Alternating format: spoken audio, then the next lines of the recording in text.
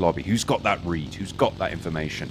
BWNRX, I mean, they drop around this area. Looks like they want to go fast, and probably rightly so. They would have spotted that only one team will have dropped south.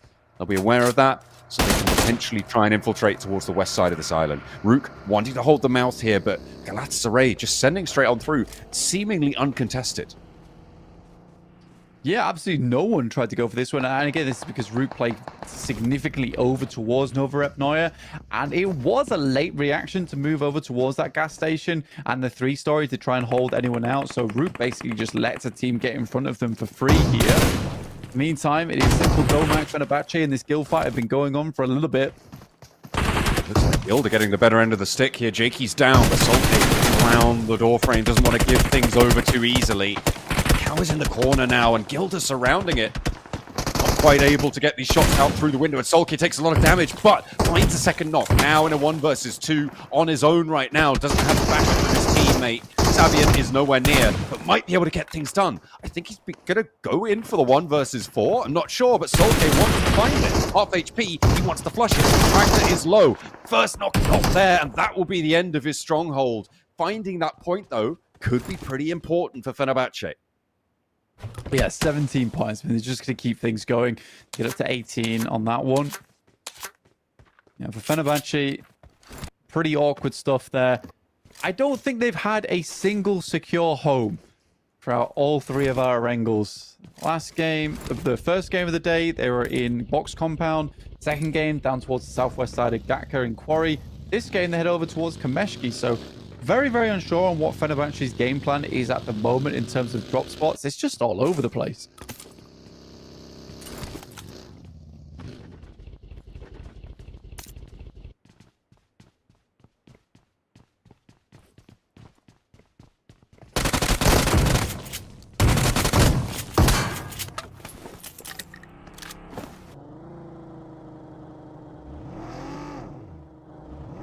Corner of the military base on the western edge. S2G, though, find an opener over towards Frozen. This high ground, that is, unless S2G does rock ups. This is a much more aggressive play we were maybe expecting here from S2G.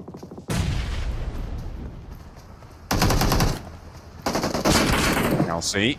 The pump action behind the ridgeline, not quite going to be able to connect, takes a lot of damage as well. Not going to go down just yet. Icy for round 2 over towards Zedwolf. Knows that he can go for it and just rams the buggy straight into his opponent. And Kakali has to back off, but where does he go? He's going straight to the waiting arms of Black Esports, who are rocking on up as well. A third party, and S2G have all 4 of their players alive to fend this one off. A beautiful take for S2G. I mean, more or less, Black Esports rocked up, found 2 knocks almost instantaneously. And S2G just follow up on it. Must just go down, and now S2G looking to hold on. And another knock from Icy. Oh dear, it's all gone wrong. Oh dear. Icy, though, still in this hovercraft. The smoke, the flames, the smoke billowing out the back doesn't have the protection it once was afforded. Hamsi, though, has got another one. And his trick up his sleeve is to try and bump it into Lord Cedric, who is taken down below that half HP mark. Finally, Icy falls, but Hamsi hops out, and Cedric's into the grinder. Now with 2 players atop the hill, it looks like it's just Lux left for Black Esports, and his position's fully known. S2G potentially to wipe out this entire western hillside. Yeah, this has been a ridiculous fight with the hovercrafts. But Black Esports rocking up. BWNRX were on track for another fantastic game. Fortunately, not meant to be as S2G go for an air very aggressive, but the rest of his team is slowly getting picked up.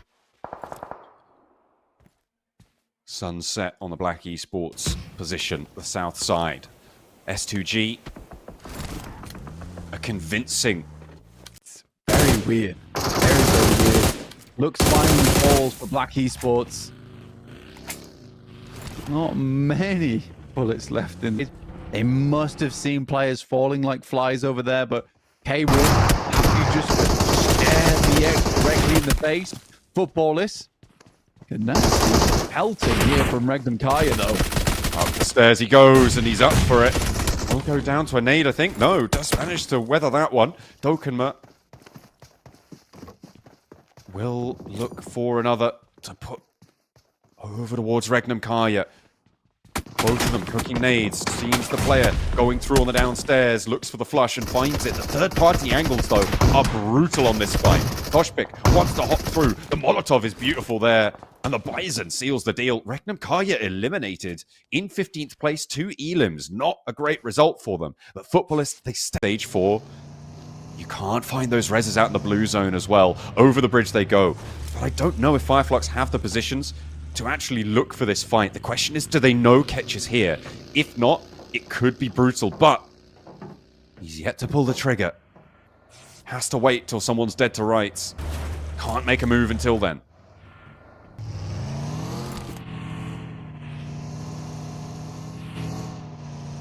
Ketch just going to hold behind, letting Fireflux go through. Meantime, we have opposition. That's in TTQ. Ralph already down first. Fireflux allowing Falcons to take the brunt of the misery. Fowler's down now. Just 2 players remaining. Make that 1. Oh dear. TTQ, such a stranglehold on this bridge position. And the Falcons run face first into it. Fireflux actually now doing better on the numbers. Having a good time on the bridge. 2 elims found, but comes to a close as the roll down for S2G continues over towards another team and another as well. They're just finding these elims left and right. They're up to 11 now. Kelsey does go down. Could get flushed here though. Nihat looks for the shutdown with the DPS and is able to find it. Icy with the fight, close range, nade being cooked. They're up to 11 elims. Can they get that 12th? They want to. They're in for it. And they find the final shot with the auto shot. Not enough. Goes down next as well. But Hamsi is there to pick up the pieces. It looked a little bit ropey, but another point and another elim. 12 now for S2G. They're into the top spot. Yeah, incredible stuff coming through from S2G there. I mean, they have just cleaned house on the lobby over towards this western side. Not afraid to go blow to blow with a lot of these players. Carly's survived a little bit longer. Now, Stara even looking for another here.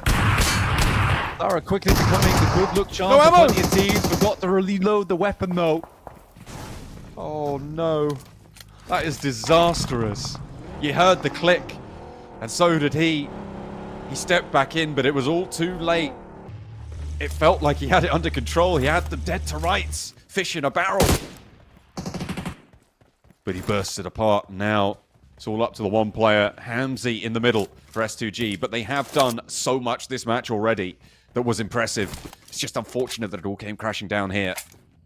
Bad Boy looking to try now and take control of this south edge in the vacuum left by S2G's vacation. No matter what happens here for S2G, they'll be pleased with this result. 12 eliminations is gargantuan. Especially on Erangel, where you're likely to see, 6 to 10 elims on a chicken dinner. This is beautiful stuff. EX coming in, which is Looney and Ramio. Pick up the pieces on this fight. Next circle pops with Guild actually holding a fairly decent position, but with only 2 players. And TTQ coming off from terrorizing on the north side over towards Fireflux and Val. With others as well. But he got blows up into the vehicle, lighten it up, and immediately shut down. You can't be moving out like that, unfortunately. There is a response. I think that came from Footballist as Quacks tries to roll out as well. K1 now moving in from that south edge as well makes it so difficult. There's just no way. And this is that deadlock that you were talking about. It's not going to happen. You just can't get out of it. However, can Rook third party this? If they've heard these shots, they could potentially be moving in to look for the angles onto Thunder Talk. They crest the ridge, and 7kick immediately pushed back. Yeah, they finished off Quacks as well, so that's the last player from Galatasaray, and they can immediately turn around, look over towards Rook to take them out. 20, trying to get something done, does find the shotgun shots over towards Kairos. Slightly more difficult position. Double Machine makes his way up the hill versus K1. Drops to the deck, but not long for this world. He's dropped as well, and that is going to be the flush fairly soon, you'd imagine. 20 for Rook, just about getting away with his health bar, but not much of it left, and Lost goes down as well. A really convincing hold for TPQ, but they have lost players in the process. Striker in the forward position on this circle is going to need a res, but will be able to do so with the safety of the rocks, with the vehicles that they've got. And Nico trying to suppress Root further back and maintain that safety, playing as 3, all important now. They're up to 9 elims with 7 teams remaining. 7 teams remaining. Yeah, 11 total. Very nice stuff from Thundertalk this game. And a good setup down towards Galatasaray as well.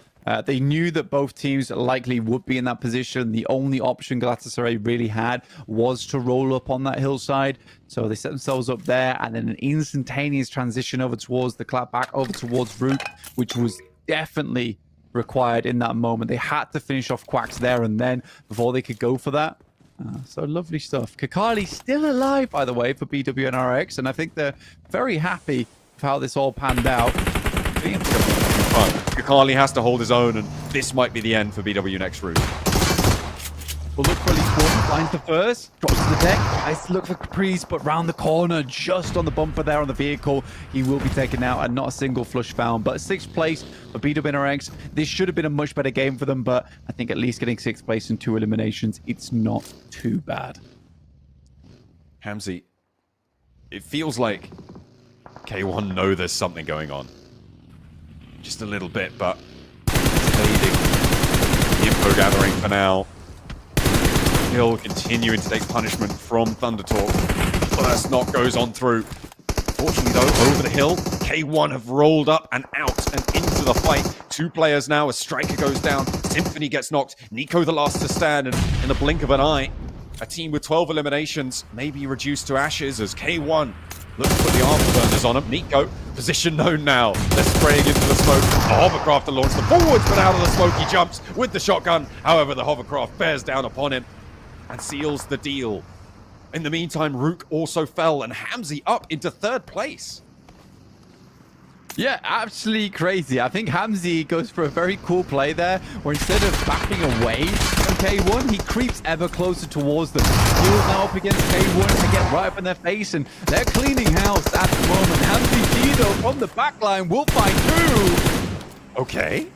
Okay, this is a 1 versus 2 now. The 4th position entirely isolated. He knows that reses are going to be inactive there. Bad boy on the off angle. Has it on lock, though, with AUG. Hamsi looked like he had something to say, but 2nd place, you'll take it. As a solo when there were, I think, 14 teams remaining, that is a great result. But K1 convinced me that they deserve that chicken dinner too. Yeah, good sweep up coming through from K1 around the map. And Hamsi G, again, like we said, kind of under their noses. He